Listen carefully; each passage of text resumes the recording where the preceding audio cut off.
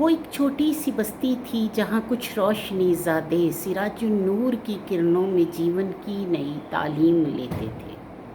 رواداری کا شعلہ تھا۔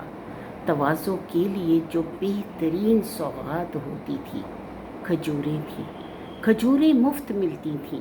کوئی پیاسا چلا آتا تو اس سے یہ نہیں دریافت ہوتا تھا کہ تم ہم میں سے ہو یا غیر ہو کوئی۔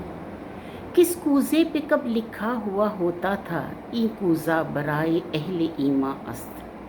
تھکے ہارے مسافر مسجد نبوی میں آتے دیر تک آرام کرتے تھے۔ اقامت اور عبادت کی سبھی آسائشیں جو آج کل ممنوع ہیں وہ سب کو حاصل تھیں۔ خدا کا گھر تھا اور بندوں کو بھی اپنا گھر ہی لگتا تھا۔ کبھی چشمے تصور جب درود تاج پڑتی ہے تو منظر کھلنے لگتے ہیں۔ سنہری روشنی کرتے ملائم نرم لہجوں میں سخی آقا کے در پر حاضری کی گفتگو کرتے کئی چہرے ادھر مقدار میں میسم کھڑے ہیں۔ حضرت سلمان آتے ہیں، ابو بکر عمر عثمان و حیدر بھی در مولا پہ حاضر ہیں۔ عشاء کا وقت ہے اور حبش کا خوشبو بھرا لہجہ اذان کی آغاز کرتا ہے۔ صفیں ترتیب پاتی ہے، کسی کو کچھ پریشانی نہ گھر جانے کی عجلت ہے۔ خدایا کیسی رحمت ہے، خدایا کیسی رحمت تھی۔ محبت بولنے والے محبت بولتے تھے اور کانوں میں محمد صلی اللہ علیہ وسلم کی صدا آتی۔ محمد صلی اللہ علیہ وسلم اور محبت ایک ہی تو ہیں۔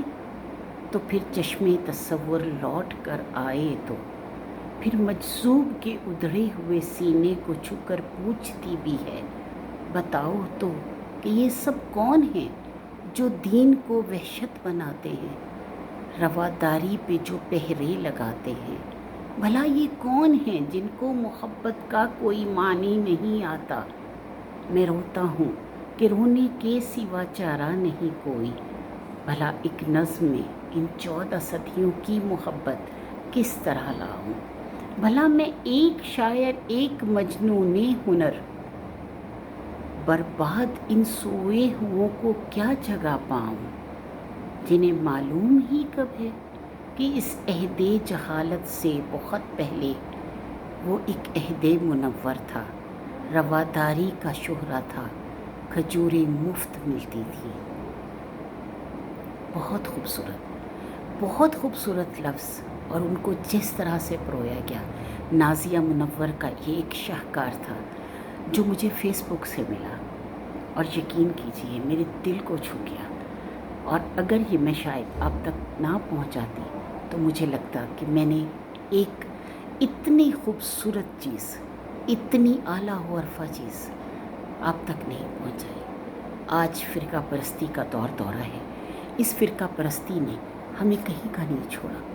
کاش ہم آج بھی سمجھ پائیں، آج بھی ہم اپنے آپ کو واپس ان وادیوں میں لے کر جائیں جن وادیوں میں نبی پاک صلی اللہ علیہ وآلہ وسلم کی صدائیں گونجتی تھی، جن وادیوں میں آپ صلی اللہ علیہ وآلہ وسلم اٹھا بیٹھا کرتے تھے، جن میں وہ چلتے تھے۔ ان وادیوں کو اگر ہم تصور کریں، اس شہر کو تصور کریں، تو ہم یہ بھول جائیں کہ ہم کوئی فرقہ رکھتے ہیں، ہم سب مسلمان بن جائیں۔